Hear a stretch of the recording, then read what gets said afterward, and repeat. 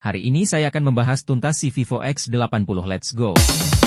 Smartphone Vivo X80 ini sebagai flagshipnya Vivo tahun lalu, kemudian untuk perlengkapan di dalam paket pembeliannya itu lebih lengkap dibandingkan dengan smartphone yang pernah saya unboxing karena dia masih ada earphone di dalam boxnya, jadi paket penilaiannya sudah fleksibel banget, bahkan lebih baik daripada flagship karena lengkap. Kemudian dari segi desain wise dia sudah mencerminkan layaknya flagship karena dari segi materialnya dia sudah menggunakan aluminium dengan garis antena di sekelilingnya, bahkan di bagian back covernya ini dia sudah berbahan kaca, tambah lagi finishingnya sudah mid ya, jadi minim sidik jari. Kemudian untuk spesifikasinya Vivo X80 ini sudah mencerminkan layaknya flagship, meskipun rilis di tahun lalu ini juga masih seperti flagship ya. Salah satunya adalah dari sektor layarnya, kalian bisa melihat sendiri layar dari X80 ini terasa flagship, terutama dari segi lingkungan layarnya dia sudah menggunakan Curve AMOLED dan refreshnya juga sudah 120 Hz, ditambah lagi untuk keterangan maksimalnya bisa nyentuh 1500 nit dan sudah support in-display fingerprint yang responsibilitasnya cukup cepat. Layarnya ya semi-semi flagship lah. Kemudian untuk dapur pacunya dia menggunakan MediaTek Dimensity 9000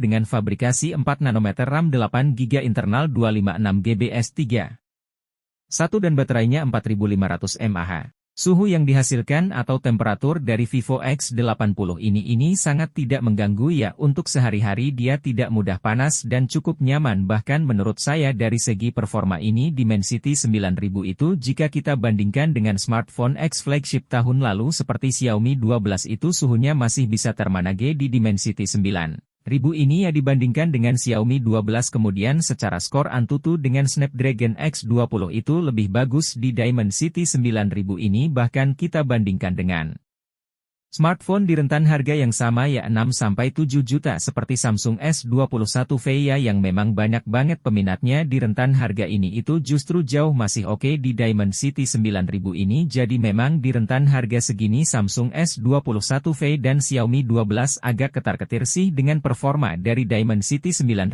ini. Bagaimana dengan maksimal potensinya? Karena setelah saya cek di beberapa benchmark seperti CPU throttling, terutama stabilisasi performanya itu agak menurun di menit ke-10, tapi memang secara overall memang jauh lebih baik sih, experience-nya enggak mudah panas. Kemudian untuk baterainya memang kapasitasnya hanya 4500 mAh, tapi memang karena smartphone-nya juga enggak mudah panas. Kemudian fabrikasinya juga sudah 4 nanometer, menurut saya cukup efisien dan bisa menemani saya seharian dengan skenario data seluler 60%, kemudian Wi-Fi 40%. Screen on time yang bisa saya dapatkan di Vivo X80 itu bisa mencapai sekitar 6 jam lebih, itu pun di hari berikutnya masih dapat 6 jam SOT-nya. Dan saya ngedit video 2 jam lebih di X80 ini ya dengan aplikasi CapCut, jadi menurut saya untuk baterainya nggak ada masalah, apalagi dia sudah mendukung fast charging up to 80 watt sehingga ngecasnya juga cepat. Baterainya saya bilang lumayan. Kemudian yang terakhir adalah kameranya. Memang di Vivo X80 ini main kameranya yang paling superior ada di 50 megapiksel, kemudian disusul kamera telefoto 12 MP, kemudian ultrawide-nya juga 12 megapiksel, ditambah lagi ada kerjasama dengan Zeiss. Hasilnya menurut saya ini memang mendekati flagship, terutama buat kamera utamanya. Saya suka skin tone yang dihasilkan dari Vivo X80 ini, kemudian dari segi dynamic range juga luas. Kemudian buat mode portrait, untungnya kamera telefotonya bisa digunakan mode portrait, jadi lebih dramatis, yang meskipun teman-teman perlu pinter-pinter milih angle-nya agar cutting edge-nya rapi. Kalau nggak pinter milihnya ya kadang-kadang terlihat seperti artificial banget ya. Kemudian untuk perpindahan antar lensanya warna yang diberikan itu minim setting color, tapi memang paling ketara itu adalah kamera ultrawide-nya. Kemudian untuk kemampuan low light-nya Vivo X80 ini, kalau kalian tahu bagaimana cara mengambilnya, salah satu trik yang saya selalu terapkan adalah turunkan exposure-nya sehingga hasilnya minim noise. Vivo X80 gimana? So far so good ya. Sebenarnya Vivo X80 ini memang aspek-aspek yang saya sebutkan tadi sudah nyerempet-rempet seperti flagship, bahkan kalau kalian lihat harganya cukup signifikan. Flagship tahun lalu di 11 juta, sekarang harganya di 7 jutaan, bahkan ada yang jual second atau bahkan di TikTok itu 6 jutaan. Jadi menurut saya worth it banget Vivo X80 ini di tahun 2023.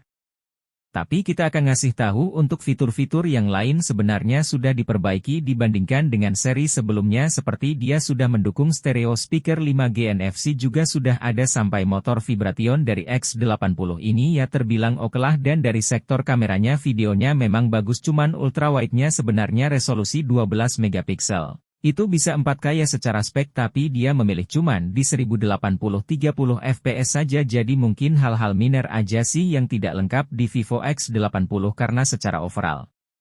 Ya dari performa baterai, desain itu sudah sangat worth it banget. Dan jangan lupa jaga kesehatan dan berpikir positif sampai ketemu di video selanjutnya jangan lupa untuk subscribe.